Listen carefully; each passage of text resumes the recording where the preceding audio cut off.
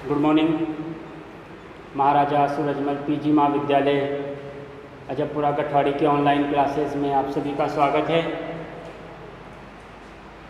आज मैं आपके सामने आधुनिक भारत का इतिहास जो बीए थर्ड ईयर में आपका प्रथम प्रश्न पत्र है उसका एक टॉपिक धन का निष्कासन ड्रेन ऑफ वेल्थ की जो थ्योरी थी उसके ऊपर आप सभी के सामने आज मैं चर्चा करूँगा।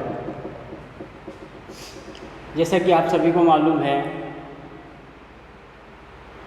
ईस्ट इंडिया कंपनी ने प्लासी के युद्ध के पश्चात जैसे ही भारतीय क्षेत्रों पर धीरे धीरे से कब्जा करना शुरू कर दिया, तभी से वे भारतीय धन का अधिक से अधिक निकास इंग्लैंड की ओर करने लगा और इसके बदले में भारत को कुछ भी प्राप्त नहीं होता था। सबसे पहले जो भारतीय विद्वान थे दादा भाई नौरोजी, उन्होंने 19वीं शताब्दी के उत्तरार्ध में इस सिद्धांत को, इस थ्योरी को, ड्रेन ऑफ वेल्थ की थ्योरी को काफ़ी प्रचारित किया। इंग्लैंड में भी किया और भारत के अंदर भी किया। उनका ये मानना था कि इंग्लैंड की जो कंपनी है, ईस्ट इंडिया कंपनी, बाद में जो ब्रिटिश सरकार की जो नीति है उसके परिणाम स्वरूप भारत में लगातार निर्धनता बढ़ती गई और भारतीयों का लगातार शोषण होता गया और भारत से जो धन है वह इस प्रकार से बाहर गया कि उस धन के बदले भारत को कुछ भी प्राप्त नहीं हुआ। इसी थ्योरी को धन का निष्कासन या धन का निकास या ड्रेन ऑफ वेल्थ की थ्योरी के नाम से जाना जाता है। आइए तो इसके प्रारंभिक जो घटनाक्रम है जिसके परिणाम स्वरूप ईस्ट इंडिया कंपनी तत्पश्चात ब्रिटिश सरकार ने भारत का जो धन के रूप में शोषण किया उसके ऊपर हम चर्चा करते हैं। अंग्रेज़ों से पहले जब भी जैसे प्राचीन कालीन भारत हुए, मध्यकाल में जो सुल्तान बादशाह हुए, उन्होंने भारत पर शासन किया, एकछत्र रूप से शासन किया और स्वेच्छाचारी निरंकुश होकर शासन किया और जनता से अधिकाधिक राजस्व भी उन्होंने वसूल किया। परंतु उस समय जो भारत का धन दौलत है वो देश से बाहर नहीं जाया करता था, लगभग ना के बराबर ही देश से बाहर जाया करता था। वे सारा धन भारत में ही सर्कुलेट हो जाया करता था जो राजस्व अथवा टैक्स आदि के रूप में भारतीय लोगों द्वारा वसूला जाता था। परंतु ईस्ट इंडिया कंपनी की नीति अलग थी। ईस्ट इंडिया कंपनी की नीति अलग थी। प्रारंभ में ये ईस्ट इंडिया कंपनी जब व्यापारी कंपनी के रूप में भारत में प्रवेश किया तो भारतीयों के साथ, चूँकि भारत उस समय काफ़ी धन संपन्न था और इसलिए भारत को सोने की चिड़िया भी कहा जाता था और इनमें जो भारत का सबसे धनी प्रांत था वह बंगाल प्रांत था। बंगाल अपने वस्त्रों के, विशेषकर रेशमी वस्त्रों के लिए काफ़ी प्रसिद्ध था और ब्रिटिशों ने सबसे पहले ही बंगाल को लूटा। उसके पश्चात सभी देश के विभिन्न हिस्सों को उन्होंने धीरे धीरे लूटना शुरू कर दिया। जब ईस्ट इंडिया कंपनी ने भारत में व्यापार शुरू किया था तो उनके मन में ये था कि भारतीयों के साथ किस प्रकार से व्यापार किया जाए, क्योंकि उस समय कोई एक करेंसी तो चलती नहीं थी, तो धन विनिमय, वस्तु विनिमय का सिद्धांत था उस समय वो चला करता था।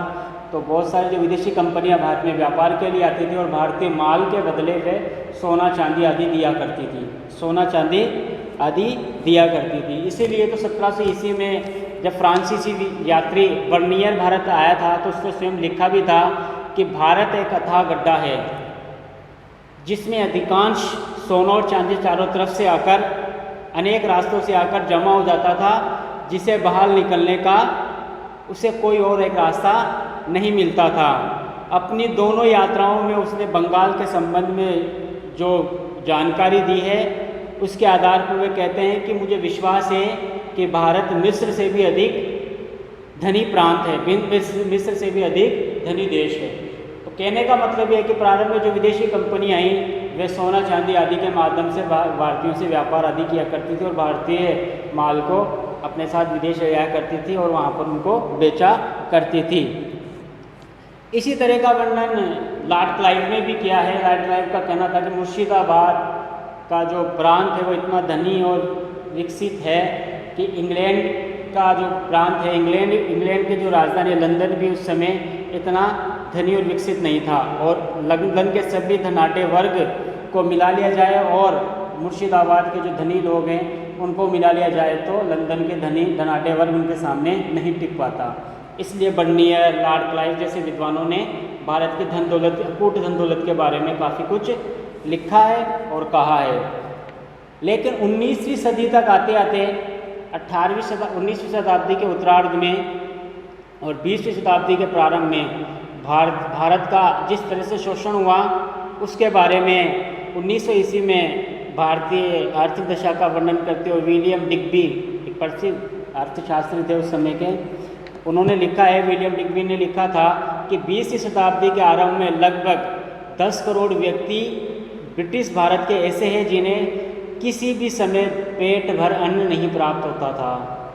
ये वही भारत है जो 1700 ईस्वी 17वीं 18वीं सदी में जब विदेशी यात्री भारत का वर्णन किया करते थे, उनकी काफ़ी बड़ाई किया करते थे, उसको सोने की चिड़िया कहा करते थे। लेकिन 19वीं शताब्दी के उत्तरार्ध और 20वीं शताब्दी के प्रारंभ में जब भारत का वर्णन विदेशी जो अर्थशास्त्री वह करते हैं तो उनको वह यहाँ तक कह देते हैं कि लगभग 10 करोड़ व्यक्ति भारत में ऐसे थे, ब्रिटिश भारत में, मैं ब्रिटिश भारत की बात कर रहा हूँ जहाँ पर ब्रिटिशों के अधिकार था।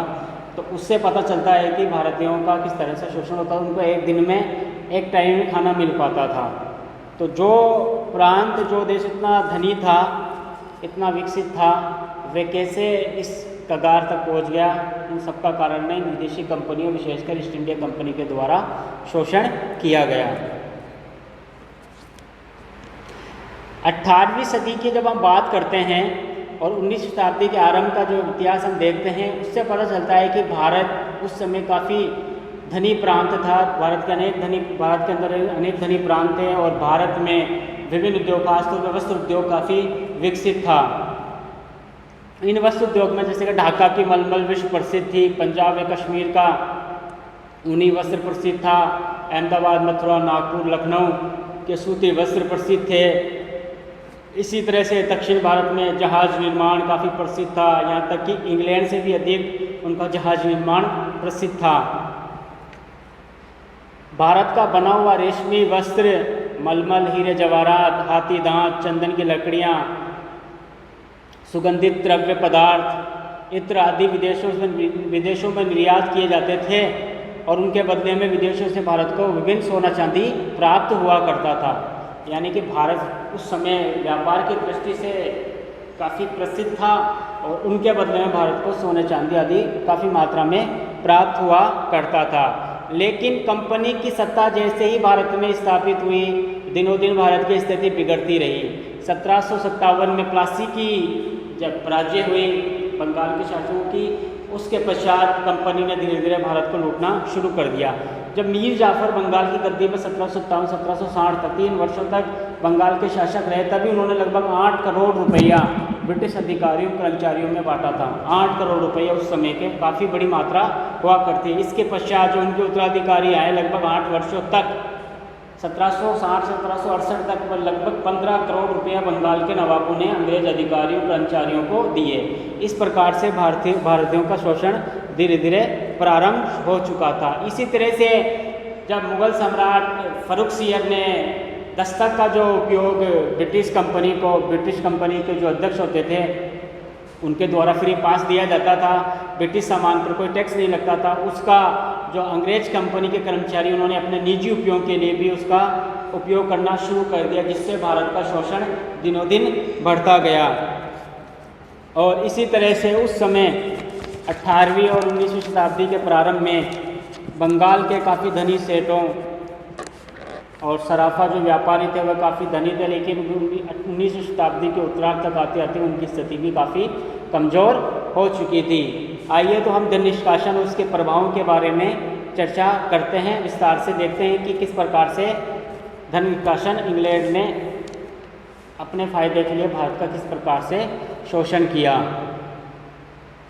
18वीं शताब्दी के प्रारंभ से ही इंग्लैंड इस बात को समझ चुका था कि अगर भारत का माल इंग्लैंड में आता गया तो इंग्लैंड का व्यापार हतोत्साहित हो जाएगा। अतः 18वीं शताब्दी में ही इंग्लैंड ने भारतीय माल के आयात पर प्रतिबंध पूरी तरह से लगा दिया। जबकि 19वीं शताब्दी में इंग्लैंड ने 1813 का जब चार्टर एक्ट पारित किया, उसमें इंग्लैंड के व्यापारियों को निजी व्यापार के लिए भारत में पूरी तरह से छूट दे दी। इससे पहले केवल कंपनी ही भारत में अपना व्यापार कर सकती थी, परंतु 1813 के चार्टर एक्ट के द्वारा इंग्लैंड के अन्य व्यापारियों को भी भारत में व्यापार करने की पूरी तरह से छूट दे दी। इससे क्या परिणाम निकला कि जो भारत का माल था वह अच्छी तादाद में बनता था, लेकिन चूँकि इंग्लैंड आदि देशों में उसका निर्यात होना बंद हो चुका था और इंग्लैंड आदि का माल भारत में आने लग गया था, तो भारतीय माल क्या हो गया, भारतीय माल की वैल्यू घट गई और इंग्लैंड का जो माल था उसकी वैल्यू दिनों दिन बढ़ती गई और ज़बरदस्ती करके भी वो भारतीय माल को हतोत्साहित करने लगे और अपना माल भारत के बाज़ारों में बेचना शुरू कर दिया और भारत से केवल कच्चा माल, यानी कि भारतीय लोगों से केवल वो कच्चा माल जोर जबरदस्ती करके कच्चा माल प्राप्त करने वे धीरे धीरे लग गए, जिससे कि भारत की आर्थिक स्थिति दिनों दिन बिगड़ती रही। आइए तो हम धन निष्कासन का जो अर्थ है उसको थोड़ा समझ लेते हैं।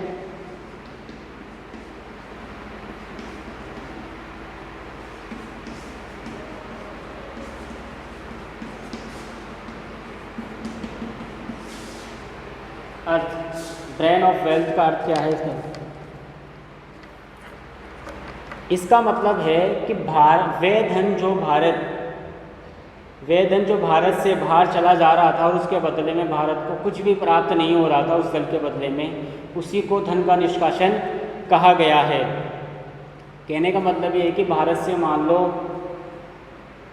1 करोड़ रुपया राजस्व के रूप में किसी भी कारण से उन्होंने प्राप्त किया, उस माल को क्या करते थे इंग्लैंड वाले, उसको अपने साथ इंग्लैंड ले जाया करते थे, वहीं उनका इन्वेस्ट किया करते थे और उनमें से वहाँ से जो राजस्व इकट्ठा होता था, पहले इंग्लैंड से काफ़ी पैसा भारत में लगाया जाता था, यहाँ से व्यापार किया जाता, लेकिन अब यहाँ से जो राजस्व का हिस्सा उनको प्राप्त होता है, कर्मचारी जो अपने निजी रूप से जो भारत से कमाते थे उस कमाई उस लाभांश को ही भारत में इन्वेस्ट करने लग गए और जो मूल राशि है, अधिशेष है, वो इंग्लैंड ले जाया करते थे और इंग्लैंड आदि का माल ही वे खरीदा करते थे, भारत का माल वे नहीं खरीदा करते थे।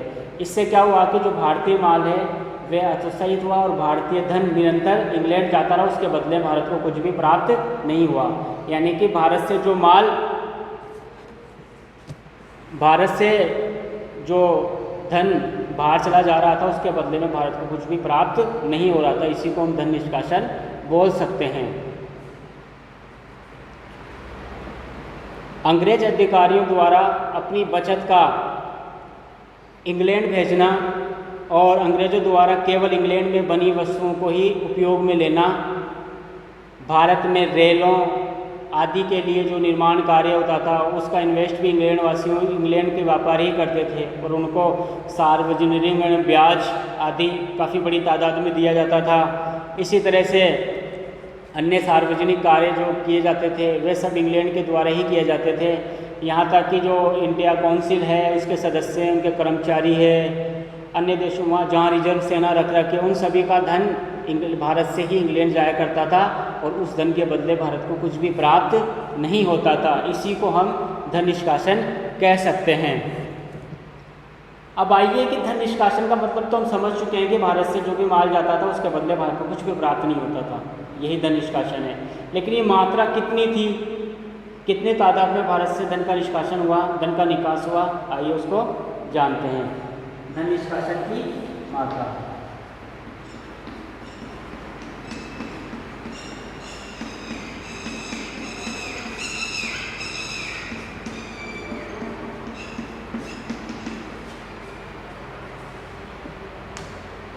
धन निष्कासन कितना हुआ इसको लेकर एक राय नहीं है, अलग अलग विद्वानों ने अपनी अलग अलग राय व्यक्त की है। जैसे कि जॉर्ज विंगेट नामक विद्वान का मानना है कि 1834 से लेकर 1851 ईस्वी तक लगभग 42,21,611 पाउंड इंग्लैंड की करेंसी है, 611 पाउंड प्रति वर्ष भारत से बाहर गया। कितना? 42,21,611 पाउंड। ये 1834 से 1851 के बीच की बात है, लगभग 15-16 वर्षों में कितना गया? 42 लाख से ज़्यादा का माल, पाउंड से ज़्यादा का माल, जो रुपये धन माल के रूप में कैसा भी करके वो प्रति वर्ष के हिसाब से भारत से बाहर गया। इसी तरह से विलियम डिग्बी ने भी अपना मत व्यक्त किया है। उनका मानना है कि 1757 से लेकर 1815 ईस्वी तक ये राशि लगभग 1000 मिलियन पाउंड की थी। उनका मानना है कि 1757 से लेकर 1815 ईस्वी तक ये राशि लगभग 1000 मिलियन पाउंड की थी जो भारत से धन बाहर गया। इसी तरह से दादा भाई नौरोजी, जी.वी. जोशी, R.C. दत्त जैसे भारतीय राष्ट्रवादी इतिहासकारों का भी मानना है, या भारतीय राष्ट्रवादी विद्वानों का भी मानना है कि 1883 से 1892 तक केवल 10 वर्षों में ही राशि लगभग 359 करोड़ रुपए तक बताई जाती है। दादा भाई नौरोजी, जी.वी. जोशी और R.C. दत्त जैसे लोगों का मानना है कि 1883 से 1892 तक के 10 वर्षों में ही राशि केवल 359 करोड़ रुपए तक बताई जाती है। इसी तरह से डी वाचा नामक जो विद्वान है उनका मानना है कि 1860 से 1900 ईस्वी तक 30 से 40 करोड़ रुपए प्रतिवर्ष ये राशि भारत से बाहर निष्कासित होती थी। 30 से 40 करोड़ रुपए प्रतिवर्ष भारत से बाहर निष्कासित होती थी 1860 से 1900 ईस्वी के मध्य। ये डी वाचा नामक एक विद्वान है, उनका मानना है। इसी तरह से प्रोफेसर विश्वेश्वरैया ने भी इसका अनुमान लगाया। उनका मानना है कि 1934 के वर्ष में गृह प्रभार और पेंशन को छोड़कर 121 मिलियन पाउंड की जो राशि है वह भारत से बाहर गई। 121 मिलियन पाउंड की राशि भारत से बाहर गई। इस प्रकार से हम कह सकते हैं कि अरबों खरबों की तादाद में भारतीय धन, जिसकी कोई निश्चित मात्रा नहीं है, केवल अनुमान ही हम लगा सकते हैं कि इतनी बड़ी तादाद, अलग अलग विद्वानों ने अपना अलग अलग मत व्यक्त किया है। तो बहुत बड़ी तादाद में, तो मानना है कि बहुत बड़ी तादाद में भारत से काफ़ी माल धन के रूप में, वस्तुओं के रूप में या और किसी भी रूप में भारत से बाहर गया, और उस धन के बदले में भारत को कुछ भी प्राप्त नहीं हुआ। यही भारत की निर्धनता का प्रमुख कारण रहा, यही भारत का शोषण रहा, और यही भारत का धन का निष्कास विकास की पूरा थ्योरी है जो हमारे सामने आज मौजूद है। इसी तरह से हम जो स्वरूप है धन निष्कासन का, उसके ऊपर भी थोड़ी सी चर्चा कर लेते हैं कि किन किन रूपों में भारत का जो धन है वह बाहर गया देश से, यानी कि इंग्लैंड गया और इंग्लैंड को उससे किस तरह से फ़ायदा हुआ, उसके बारे में भी हम चर्चा कर लेते हैं। धन निष्कासन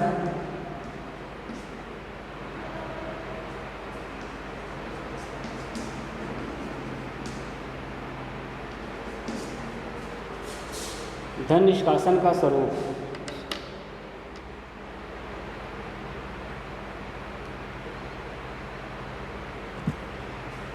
निष्कासन ऐसे लिख लेते हैं, निष्कासन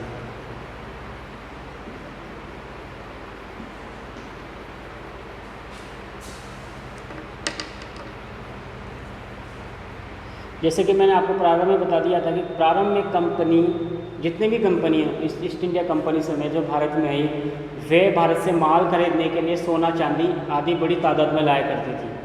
सोना चांदी आदि बड़ी तादाद में लाया करती थी और भारतीय माल को खरीदकर इंग्लैंड और यूरोपीय देशों में बेचा करती थी। इससे भारतीयों को भी काफ़ी फ़ायदा था और इन कंपनियों को भी अपना फ़ायदा हुआ करता था। इस प्रकार से कंपनी को बिना कुछ दिए भारत से माल ले जाने का सुअवसर जो प्राप्त हुआ, कंपनी को प्लासी के युद्ध के बाद प्राप्त हुआ। प्लासी के युद्ध के बाद प्राप्त हुआ, जो 1765 में इलाहाबाद की संधि बंगाल के साथ की गई थी, जब बंगाल को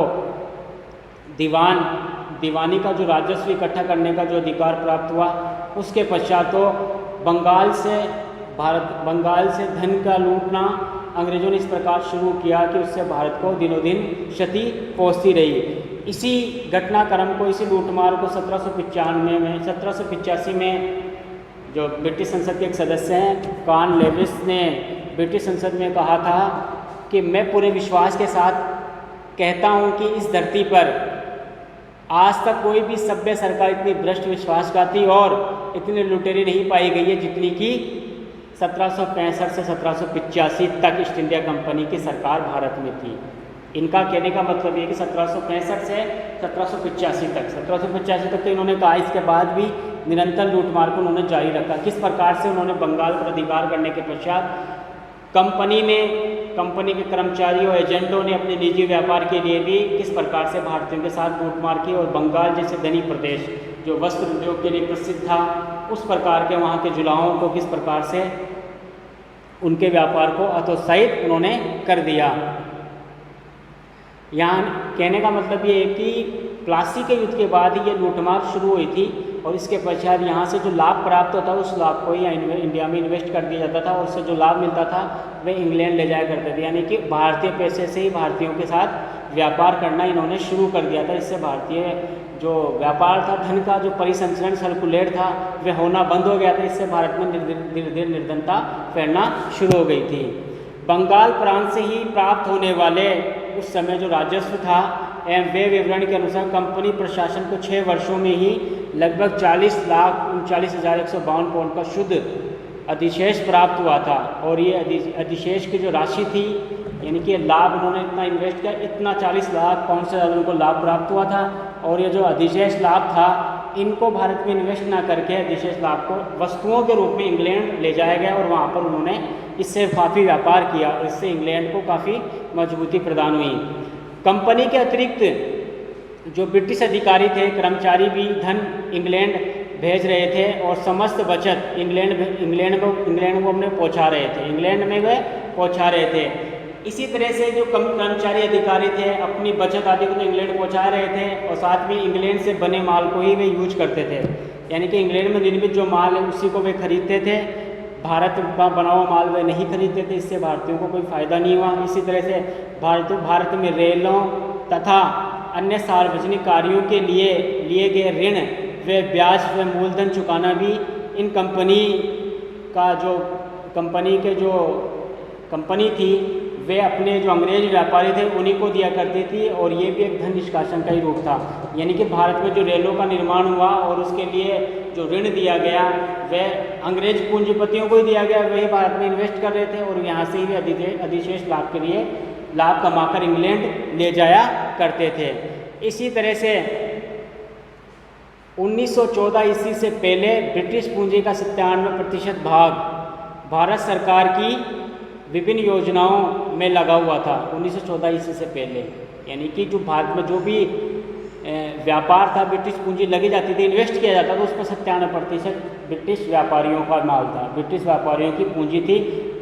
अब इसका मतलब ये है कि वो 97% जो पूंजी लगाई जाती थी, भारत में इन्वेस्ट की जाती थी, वह क्या करते थे, उसका जो माल जो लाभ प्राप्त होता था वो इंग्लैंड ले जाया करते थे। भारतीयों को उससे कोई लाभ नहीं होता था। अगर यही काम 97% भारतीय व्यापारी करते तो धन का सर्कुलेट भारत में ही होता रहता, इनका धन का परिसंचरण भारत में ही होता रहता, इससे भारतीयों को भी लाभ होता। लेकिन अंग्रेज ही पूंजियों के रूप में इन्वेस्ट किया, अपनी पूंजी भारत में लगाई और यहाँ से लाभ कमाकर वे इंग्लैंड ले गए।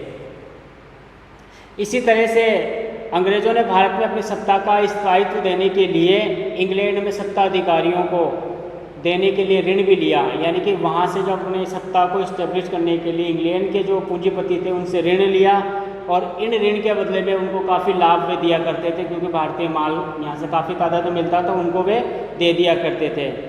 इसी तरह से दादा भाई नौरोजी ने भी इस संदर्भ में कहा है कि भारत का धन ही भारत से बाहर जाता और फिर वही धन भारत को ऋण के रूप में दे दिया जाता, जिसके लिए उसे और धन ब्याज के रूप में जुटाना पड़ता, और यह एक दुष्चक्र था जिसे तोड़ना बहुत कठिन था। यानी कि भारत का धन से ही वे सब कुछ करते, उस धन से जो लाभ प्राप्त होता उस लाभ से ही भारत में वापस धन इन्वेस्ट करते, और फिर उनसे जो लाभ प्राप्त होता एक तरह से दुष्चक्र चक्रा देता, जिसमें भारतीयों को कोई लाभ नहीं प्राप्त होता था।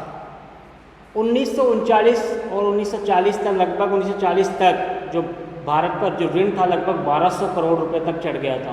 1200 करोड़ रुपए का ऋण भारत पर चढ़ गया था भारतीय कंपनी पे, इनको भारतीयों को ही देना था लगभग 1200 करोड़ का ऋण। इसी जो लूटमार है, इसी लूटमार को देखते हुए आर.सी. दत्त ने एक काव्यात्मक रूप से स्तंज भी खसा था ईस्ट इंडिया अंग्रेजी कंपनी में, अंग्रेजी सरकार के ऊपर, कि भारतीय राजाओं द्वारा कर लेना तो सूर्य द्वारा भूमि से पानी लेने के समान था। यानी कि भारतीय राजा जो कर लेते थे वो सूर्य द्वारा भूमि से पानी लेने के समान था, जो कि पुण्य वर्षा के रूप में भूमि पर उर्वरता देने के लिए फिर से आता था। लेकिन अंग्रेजों द्वारा लिया गया कर फिर भारत में वर्षा ना करके इंग्लैंड में ही वर्षा करता। यानी कि इसका कहना, आरसी दत्त का कहने का मतलब ये है कि भारत में जब राजाएं हुकूमत कर रहे थे, चाहे वो राजा या महाराजा, सुल्तान, बादशाह जो भी रहे हों, वे कितना भी चाहे टैक्स भारत से वसूल कर लेते, लेकिन उस टैक्स को फिर भारत में ही वे लगा दिया करते थे। लेकिन इंग्लैंड में, ईस्ट इंडिया कंपनी में इसका उलट था। उलट भी नहीं था, यहाँ से जो भी वे लगा, बिल्कुल भी एक तो पैसा नहीं लगाते थे, यहाँ से लाभ कमा कर ही और सारा पैसा इंग्लैंड में ही ले जाते थे, वहीं पर वे इन्वेस्ट किया करते थे। इसी तरह से जो धन निष्कासन के जो स्वरूप थे, कंपनी की लूटमार, अधिकारियों पे वे वगैरह तो आ गया। गृह सरकार जो 1858 में ईस्ट इंडिया कंपनी को समाप्त करके इंडियन काउंसिल सचिव के नेतृत्व में इंग्लैंड में बनाई गई थी, उस गृह सरकार के खर्चे, यानी कि भारत सचिव, उसके काउंसिल के जितने भी खर्चे, कर्मचारियों के वेतन भत्ते, समस्त व्यय, युद्धों के लिए जो धन की आवश्यकता थी, इंग्लैंड जहाँ भी लड़ता था उसमें भारत का सैनिक भी जाया करते थे, तो वो सब सैनिक का खर्चा भी इंडिया को ही देना पड़ता था। इसी तरह से भारतीय सार्वजनिक ऋण व उसका ब्याज, यानी कि जो भी सार्वजनिक ऋण भारत को दिया जाता था उसका अच्छा खासा ब्याज इंग्लैंड वासियों को, जो पूंजीपति थे, उनको दिया जाता था। इसी तरह से ईरान और चीन में नियुक्त दूतावास का खर्चा भी भारतीयों को ही देना पड़ता था। इसी तरह से इंग्लैंड में सैनिक और नौसैनिक संस्थाओं को भी जो खर्चा होता था वह भी इंग्लैंड, भारत को, भारतवासियों के धन से ही उनको दिया जाता था। इसी तरह से अधिकारियों की, जो भारत में अधिकारी कर्मचारी जो नियुक्त होते, जो रिटायर्ड हो जाते थे, उनकी पेंशन आदि की व्यवस्था भी भारतीय धन के साथ ही की जाती थी। इसी तरह से कह सकते हैं कि हम गृह सरकार हुआ, वहाँ के जो कर्मचारी, उनकी पेंशन वगैरह सबकी व्यवस्था भारतीय धन से ही की जाती थी, जबकि वे कहाँ रह रहे थे, इंग्लैंड में ही रह रहे थे। उसका भारत से फिर बाद में कोई लेना देना नहीं था। 1902-03 में ही केवल पेंशन और अन्य भत्तों के रूप में इंग्लैंड भेजा जाने वाला धन भारतीय राजस्व का 12% था। यानी कि पेंशन और भत्ता जो इंग्लैंड भेजा जाता था उसमें कुल धन का 12% था, जो इंग्लैंड, कुल राजस्व का 12% था जो इंग्लैंड भेजा जाता था 1902-03 तक केवल। यानी कि यहाँ से भी कर्मचारी अधिकारी जो रिटायर्ड होकर वहाँ पर चले गए हैं वह उनको दिया करते थे। आइए, तो इस प्रकार से स्वरूप, जैसे कि मैंने आपको बताया, कंपनी, ईस्ट इंडिया कंपनी के ने लूटमार के राजस्व इकट्ठा किया, उसका जो अधिशेष होता था उनके रूप में इंग्लैंड माल गया। यहाँ के जो अधिकारी कर्मचारी होते थे अपना जो निजी व्यापार करते थे, उनसे जो लाभ प्राप्त होता था वह भी इंग्लैंड चला गया अपना माल लेकर। इसी तरह से गृह सरकार, इंडिया काउंसिल और उसके सचिवों का खर्चा, सामान्य भत्ते वगैरह, ईरान, चीन के दूतावासों का खर्चा, पेंशन आदि, विभिन्न प्रकार के टैक्स, जो सार्वजनिक ऋण, ब्याज था, वह सब इंग्लैंड जाया करता था। इस प्रकार से ये धन निष्कासन का एक तरह से स्वरूप था। आइए धन निष्कासन के प्रभाव के पर चर्चा कर लेते हैं। धन निष्कासन का प्रभाव किस प्रकार से भारत पर पड़ा है।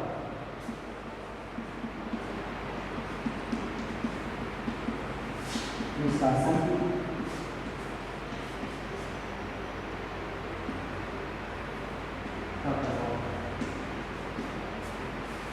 सबसे पहले जो प्रभाव पड़ा, बढ़ता हुआ करों का बोझ भारतीयों पर।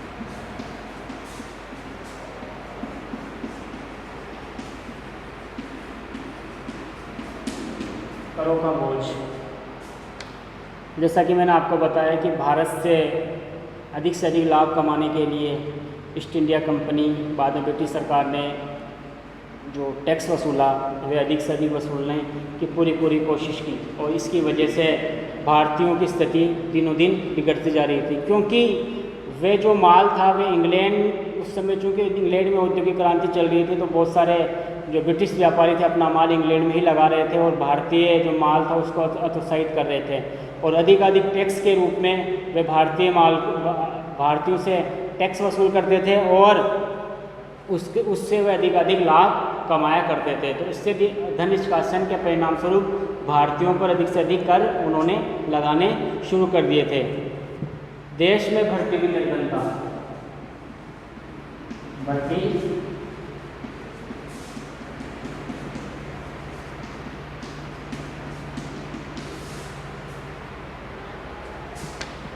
दादा भाई नौरोजी ने धन निष्कासन का भारत में जो सबसे बड़ा परिणाम पड़ा, उसका जो परिणाम निकला वे देश में बढ़ती हुई निर्धनता को उनका कारण माना है। दादा भाई नौरोजी का मानना है कि देश की निर्धनता का जो सबसे बड़ा कारण है वह धन का निष्कासन ही है। धन का निष्कासन ही है।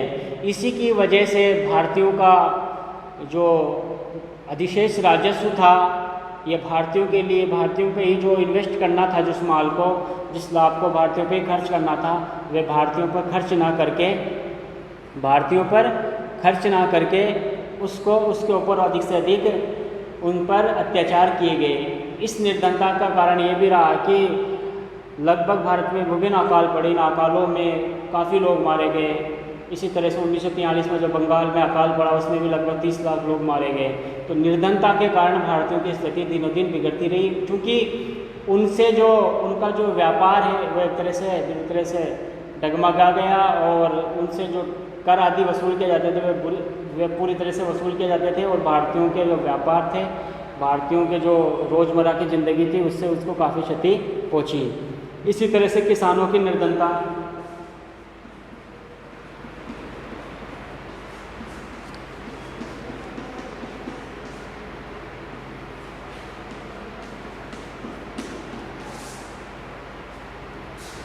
धन निष्कासन का जो सबसे ज़्यादा प्रभाव पड़ा वह किसानों पर भी पड़ा।